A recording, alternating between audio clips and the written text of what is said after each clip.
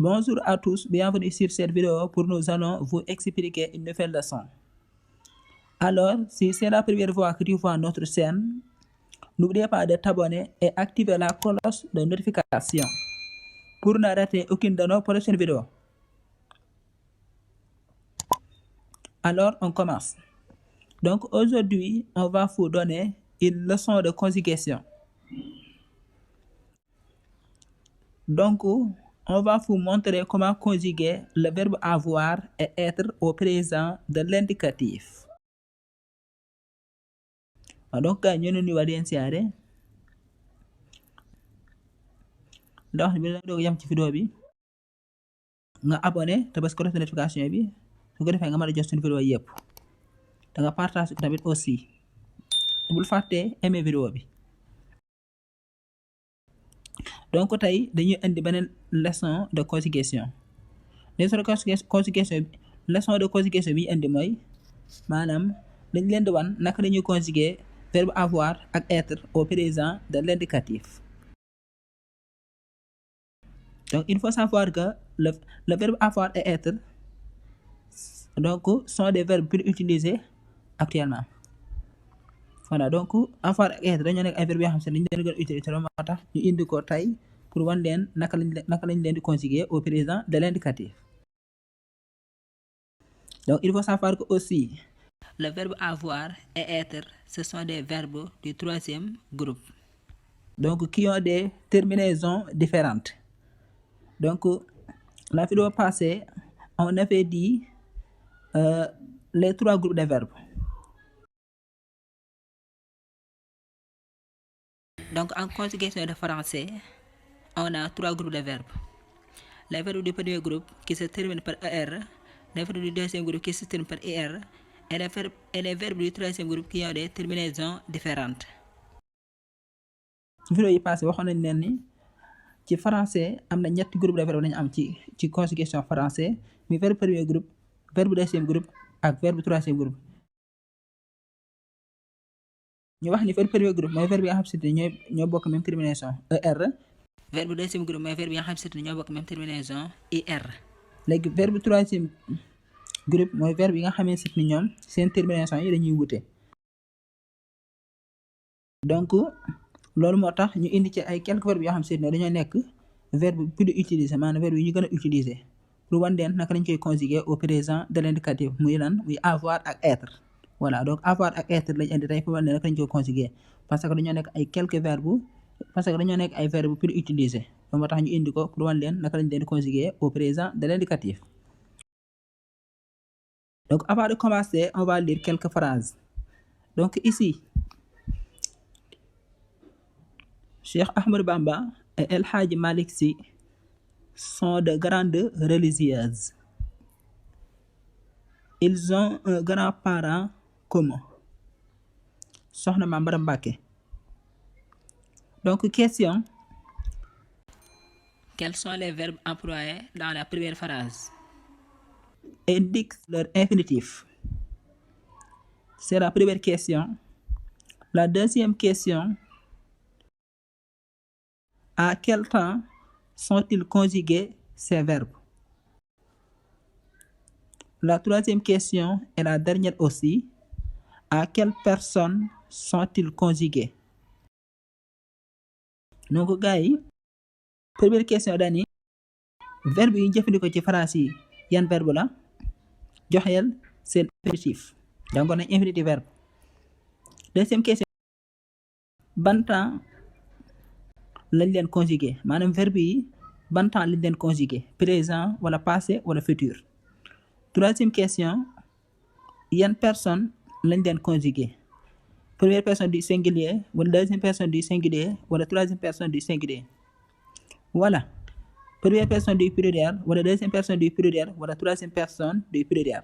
Donc yan personne lañ leen conjuguer.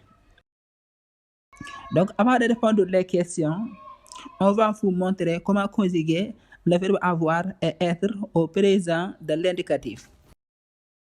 Donc ici, pour conjuguer le verbe avoir et le verbe être au présent de l'indicatif, on va écrire les pronoms personnels sujets plus l'auxiliaire avoir ou bien l'auxiliaire être au présent de l'indicatif. Donc, si on veut conjuguer le verbe avoir au présent de l'indicatif, on va écrire les pronoms personnels sujets plus l'auxiliaire avoir au présent de l'indicatif. On fait la même chose si on veut conjuguer le verbe être au présent de l'indicatif. On va écrire les pronoms personnels sujets plus l'auxiliaire être au présent de l'indicatif. Donc, c'est ça qu'on conjugue le verbe avoir et le verbe être au présent de l'indicatif. Donc, on va conjuguer le verbe avoir au présent de l'indicatif pour vous montrer comment conjuguer le verbe avoir au présent de l'indicatif. Donc, ici, on va écrire les pronoms personnels sujet plus l'auxiliaire avoir au présent de l'indicatif. Donc, ici, on a j'ai, tu as, il, ou bien elle, ou bien on a. C'est-à-dire, il a, ou bien elle a, ou bien on a. Nous savons, vous savez, il avec S, ou bien elle avec S, on. Donc, c'est ça qu'on conjugue le verbe avoir au présent de l'indicatif. On va conjuguer le verbe être au présent de l'indicatif. Donc, on fait la même chose. On va écrire les pronoms personnels sujets plus auxiliaire être au présent de l'indicatif. Donc, ici, on a le verbe être. Donc, je suis, tu es, il, ou bien elle, ou bien on est. C'est-à-dire, il est, ou bien elle est, ou bien on est. Nous sommes, vous êtes, il avec S, ou bien elle avec S, sont. Donc, c'est ça qu'on conjugue le verbe être au présent de l'indicatif. Voilà, kon suñu bëggee conjuguer verbe avoir ak verbe être au présent de l'indicatif li ñuy def mooy dañuy bind les pronoms personnels sujets yi nga xamante ni jàngoon nañ ko ci vidéo yi jàll daal di ciy yokk auxiliaire avoir wala auxiliaire être au présent de l'indicatif. Donc, dañuy bind pronoms personnels sujets yi daal di ci yokk auxiliaire avoir bu dee verbe avoir dañu bëgg a conjuguer dañ ci yokk auxiliaire avoir au présent de l'indicatif lañ ci yokk. Bu dee verbe être dañu bëgg a conjuguer dañuy bind pronom personnel sujet yi ba noppi daal di ciy yokk auxiliaire être au présent de l'indicatif. Voilà, donc noonu lañuy conjuguer verbe avoir ak verbe être au présent de l'indicatif. Donc, j'espère que vous comprenez bien. yaakaar naa ni comprendre ngeen ni ñuy conjuguer verbe avoir ak verbe être au présent de l'indicatif. Donc, on va vous donner des exemples. Donc, xaw ñu xam ne verbe avoir mooy lan ci wolof. Avoir mooy maanaam am voilà mooy li nga xam ne moom nga am loolu mooy avoir am. Par exemple, j'ai un livre mooy am naa benn livre, tu as un livre am nga benn livre, il wala elle a un livre mooy moom góor gi wala moom jigéen gi am na benn livre. Nous avons des livres mooy ñun am nañ ay livres. Vous savez des livres mooy yéen am ngeen ay livre mooy téere. Voilà, il avec S wala elle avec S ont des livres mooy ñoom góor ñi wala ñoom jigéen ñi sa bopp ma am nañ ay téere. Donc, bu dee être mooy lan être ci wolof mooy nekk-nekk maanaam li nga xam si moom nga doon loolu mooy être mooy maanaam nekk-nekk li mu fi mooy nekk-nekk li nga nekk. Donc, bu dee être moom dafa nekk verbe d'état. Donc, verbe être c'est un verbe d'état. Voilà, dafa ne benn verbe boo xam si ne moom dafay joxañ état bi sujet bi nekk. Donc, yaakaar naa ni jàngoon nañ verbe d'état waxoon nañ mooy lan voilà donc être c'est un verbe d'état.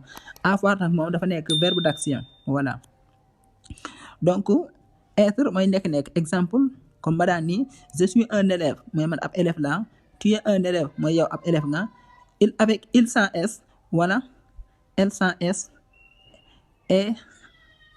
est un élève mooy moom góor gi wala moom jigéen gi ab élève la nous sommes des élèves mooy ñun ay élèves lañ vous êtes des élèves mooy yéen ay élèves ngeen il avec s wala elle avec s sont des élèves mooy ñoom góor ñi wala ñoom jigéen ñi ay élèves lañ voilà donc loolu mooy verbe être muy maanaam nekk li nga xam sit ni moom nga doon wala man li ma doon wala ñun li ñu doon wala yéen li ngeen doon wala ñoom li ñu doon donc loolu mooy verbe être muy maanaam nekk donc yaakaar naa ni leer na yaakaar naa ni comprendre ngeen verbe être ak avoir comprendre ngeen tamit naka lañ leen di conjuguer au présent de l'indicatif soo xoolee ñoom ñaar bokkuñu liñ leen di conjuguer dañoo wute lool bon verbe avoir c'est un verbe d'action verbe être c'est un verbe d'état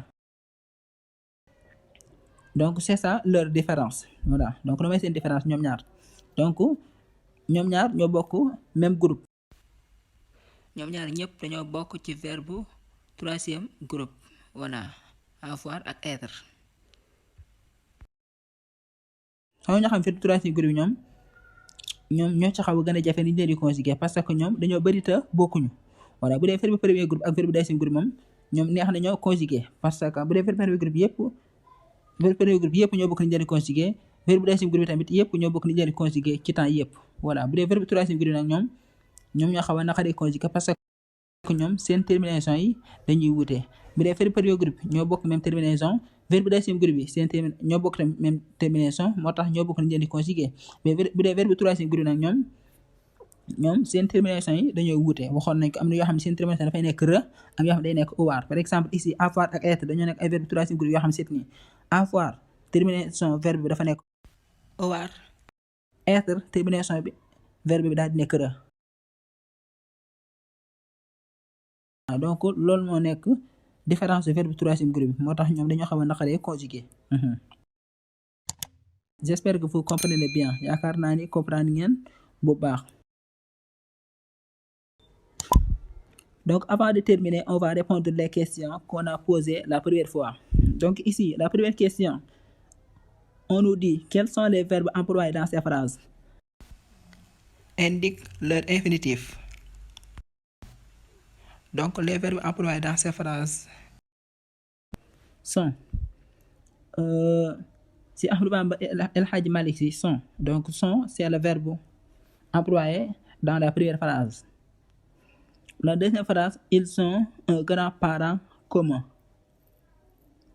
Donc, le verbe employé dans la phrase, c'est on. Donc, on, c'est le verbe employé dans la phrase. Donc, la première phrase, son infinitif, c'est le verbe être. Donc, être, moo nekk infinitif verbe son. Donc, son, moo nekk verbe bi ñu jëfandikoo ci première phrase bi. Léegi infinitif am daal di nekk être. Deuxième phrase, on. moo nekk verbe bi ñu jëfandikoo ci phrase bi ci deuxième phrase bi léegi infinitif am daal di nekk avoir donc avoir moo nekk infinitif verbe on voilà donc loolu moo nekk première question léegi deuxième question à quel temps sont-ils conjugués maanaam verbe yi ban temps lañu leen conjugué présent wala passé wala futur donc verbe yi ñu ngi leen conjugué au présent de l'indicatif voilà présent de l'indicatif lañu leen conjugué. La troisième question et la dernière aussi à quelle personne sont-ils conjugués maanaam yan personne lañ leen conjugué donc ñu ngi leen conjugué donc ces verbes sont conjugués à la troisième personne du pluriel voilà donc lañ leen a conjugué ci troisième personne du pluriel lañ leen conjugué maanaam il avec s lañ leen conjugué voilà il avec s lañ conjugué verbe yi. Donc, sont troisième personne du pluriel lañ ko conjugué on aussi troisième personne du pluriel lañ ko conjugué donc il avec s voilà donc noonu dañuy conjuguer verbe avoir ak être au présent de l'indicatif donc j'espère que vous comprenez bien et voilà c'est la fin de cette vidéo pour notre leçon d'aujourd'hui c'est-à-dire comment conjuguer les verbes du troisième groupe, avoir et être au présent de l'indicatif. Voilà.